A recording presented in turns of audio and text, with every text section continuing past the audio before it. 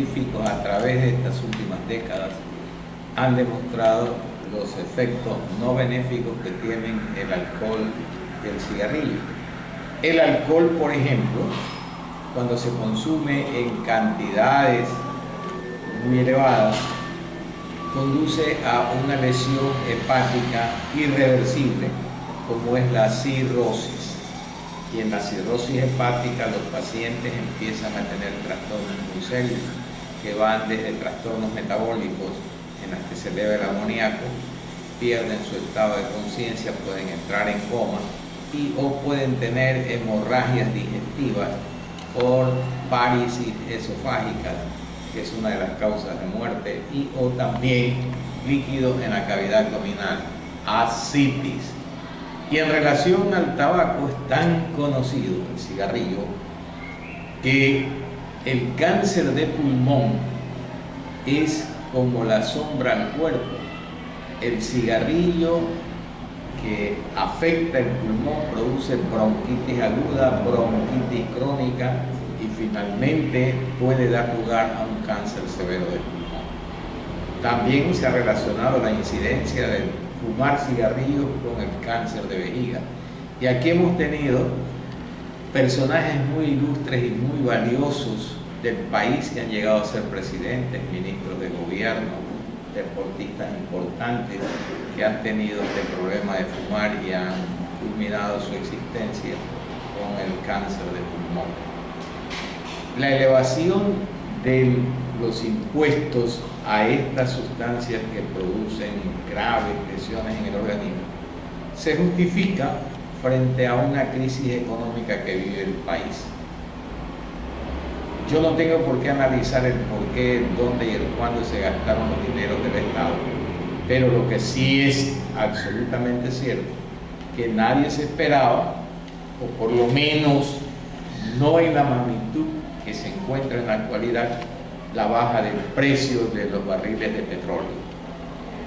Esta grave baja en el precio ha producido una crisis económica a nivel de varios países del mundo. Entonces, no queda más que no nos vamos a cruzar de brazos, sino buscar los mecanismos que puedan mejorar esta crisis económica en el país. Entonces, que se haya elevado o que se vaya a elevar el precio de estas sustancias nocivas para la salud, está bien, está bastante bien frente a la crisis económica que nos afecta. No sería lo mismo si usted me dice que van a elevar el precio de los alimentos, ahí sí nos opondremos, porque hay otras sustancias u otras formas de mejorar la economía del país sin afectar la salud de los ecuatorianos. La alimentación es una base para la vivencia del ser humano. Una alimentación tal como, gracias a Dios, en este país tenemos todo el año frutas, todo el año hay alimentos de origen vegetal, mientras que en países de Europa o en Estados Unidos, en la época del invierno, cuando hay una nieve que cubre todos los campos, no nace una hierba. Nosotros, gracias a Dios, tenemos todo el año frutas, todo el año alimentos vegetales, y esto es muy bueno para el país. Pero no podemos, ahí sí nos opondremos y también saldremos a la calle a luchar porque la juventud, la niñez que están en desarrollo y tanto los adultos como los ancianos necesitan básicamente de la alimentación para poder vivir. Ahora, doctor, en el tema de salud pública, el Estado, usted ya lo ha dicho, está haciendo bien en cobrar estos impuestos, pero ¿por qué el ser humano es consumidor de estas bebidas alcohólicas y el consumo de cigarrillos? ¿A qué se debe? Bien, te digo que eso depende en gran medida de aspectos genéticos y de aspectos sociales. La corrupción hace que los amigos puedan ser invitados a consumir estas sustancias.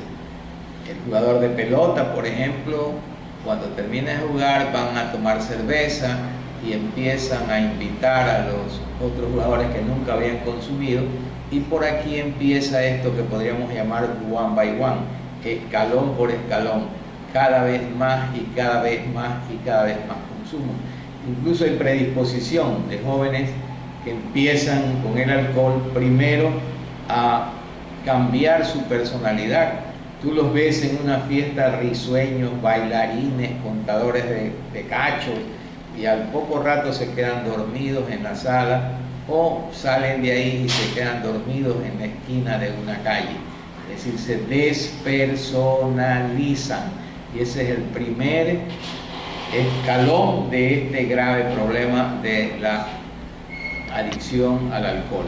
Y en la adicción al tabaco igual, hay personas que no pueden dejar de fumar 20, 30, 40 cigarrillos al día, y conocí a personajes muy importantes a los cuales yo los atendí como médico, algunos de ellos presidentes de la República, que llegaron a consumir hasta medio paquete de esos paquetes que tenían 20 cajetillas de cigarrillos, la mitad diariamente.